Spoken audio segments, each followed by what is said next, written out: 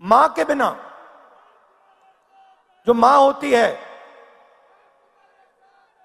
वो बेटे को रास्ता दिखाती है। शिवाजी महाराज जी को शिवाजी महाराज किसने बनाया, वो कैसे बने शिवाजी महाराज, और वो शिवाजी महाराज थे क्या? हां, वो एक व्यक्ति थे जरूर, मगर वो सिर्फ एक व्यक्ति नहीं थे।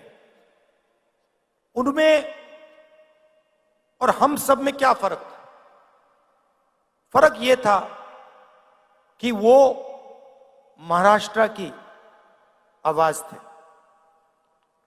पूरी की पूरी जो आपके दिल में जो भावना थी वो शिवाजी महाराज के अंदर थी।